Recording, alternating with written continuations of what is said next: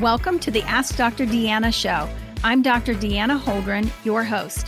Join me weekly as I cover various health-related lifestyle medicine topics that you get to request. This show is for anyone who wants to proactively improve their health position. I hope you enjoy the show. Hey everybody, welcome back. I am excited to be with you today and to share a little bit of information.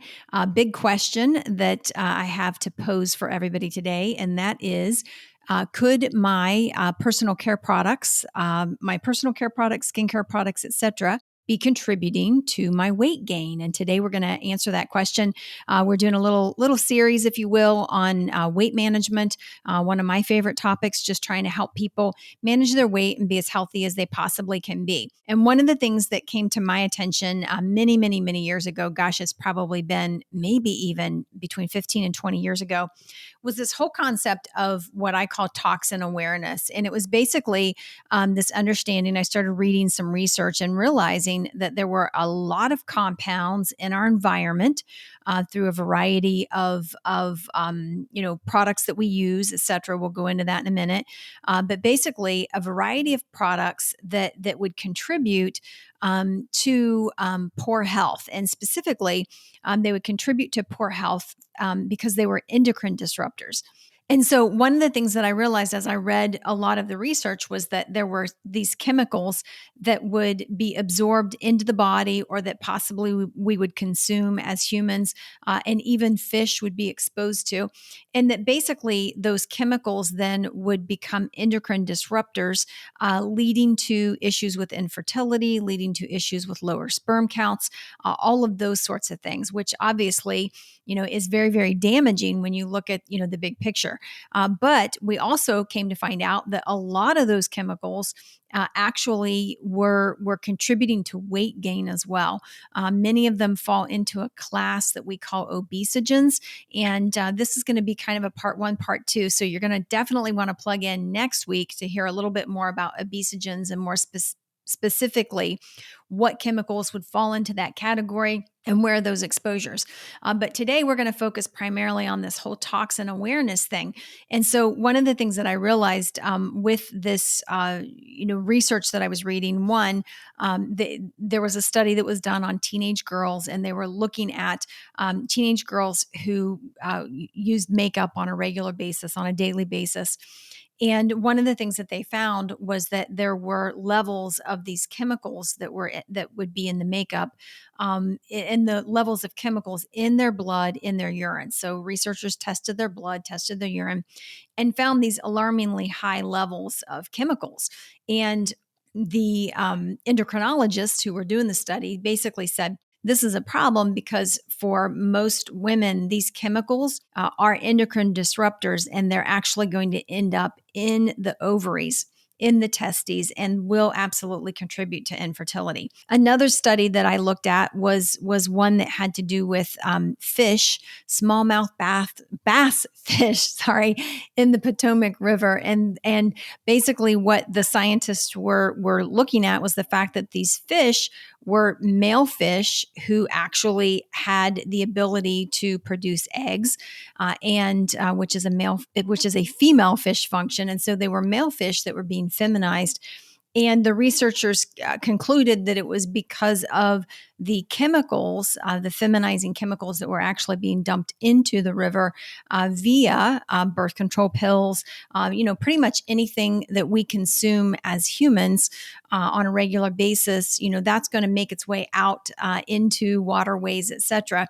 And when you look at water systems in the U.S., water systems were designed to filter out bacteria, things that are going to make you sick. The systems are really not designed to filter out chemicals or pharmaceuticals. And so we basically have a high level of pharmaceuticals making their way into the water system, and then again, having an impact on these fish. And so, when you look at that, I can remember 15 years ago thinking, oh my gosh, this is horrible. This is absolutely terrible.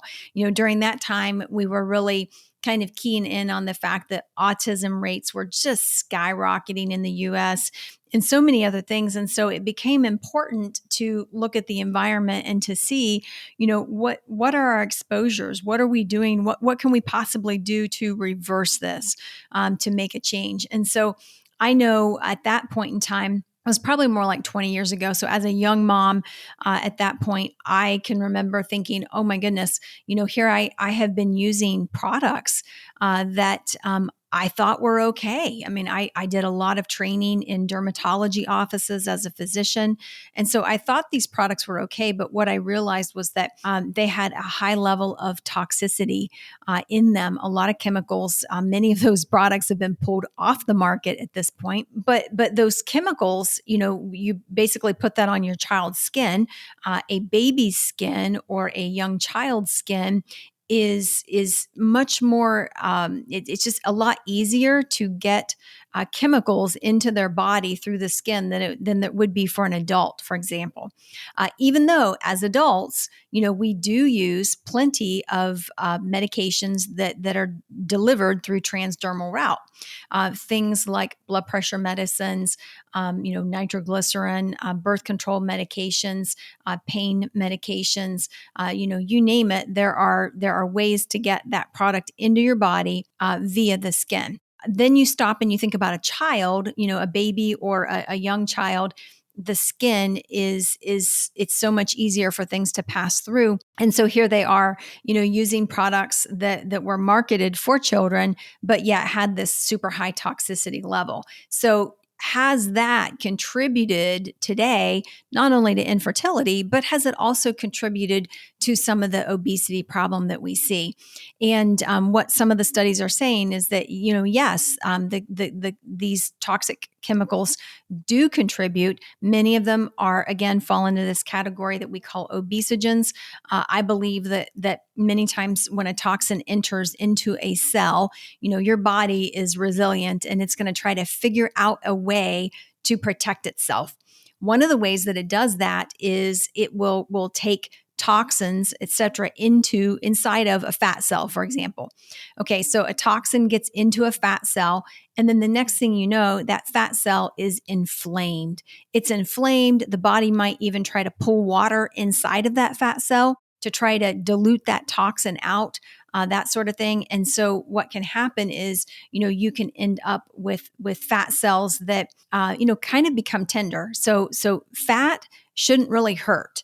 Okay. It doesn't have a whole lot of nerve endings. It should not be painful. Yet we have this whole group of people out there who've been diagnosed with fibromyalgia.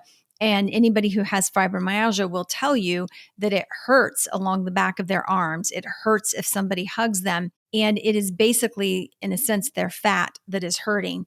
And so, in looking at this, it became, very, very obvious to me that number one, we need to clean up, personal care products, especially personal care products that we're using on our children, because it is contributing to the obesity problem.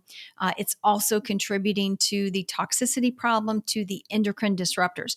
When I say endocrine disruptor, what I mean when we talk about the endocrine system, we are talking about things like ovaries, the reproductive system. We're talking about things like the thyroid, the pituitary. Those are endocrine organs, the adrenal glands, and even the pancreas. Those are all endocrine organs.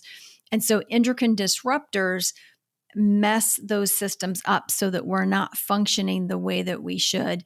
And of course, whenever you start messing with hormones, the endocrine system, you're going to have weight issues as a result. You're going to see weight gain, you're going to see insulin resistance, all of those things. And today, the statistic in the US is that 20% of children in the US are obese. 20% of children in the United States have an obesity problem. So that is 1 out of 5. That's huge. We really need to be looking at that and saying we need to do everything we possibly can to correct that, to remedy that, to make a change there. And then shockingly, in the adult population in the US, 42% of adults in the US are obese. And again, so that's nearly half of us are not just overweight. I'm not talking about 10 pounds overweight here. I'm talking about obese. That's another category. And when you look at that, again, the obesity it is an epidemic, and it is causing so many problems within the healthcare system.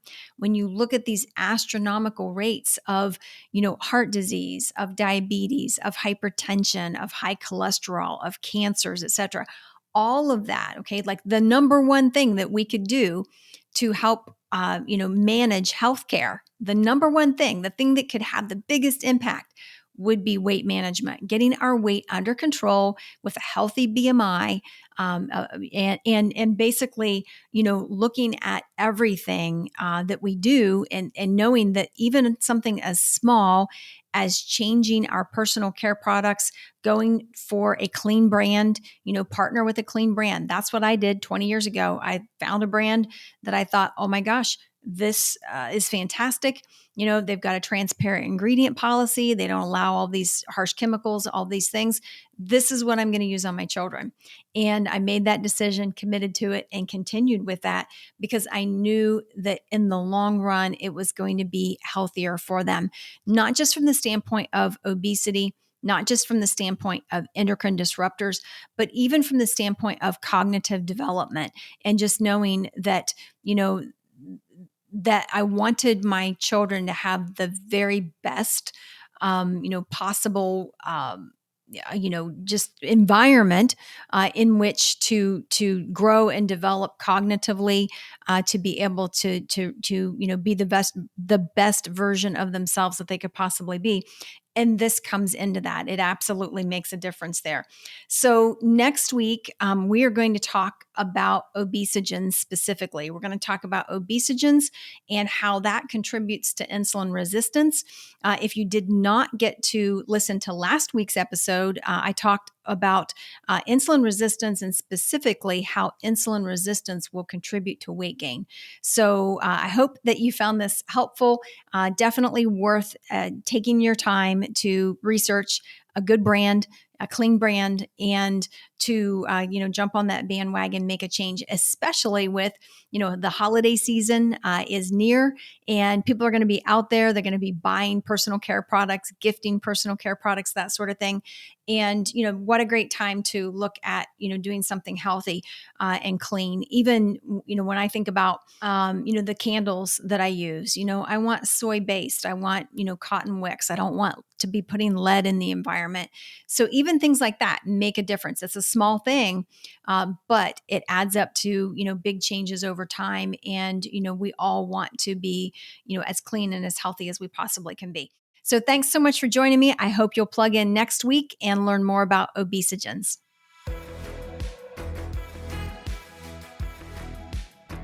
I hope you enjoyed that episode. For more information, visit me at deannaholdren.com. Find me on Facebook, Instagram, and Twitter at Dr. Deanna Holdren. I really want to hear from you, so message me.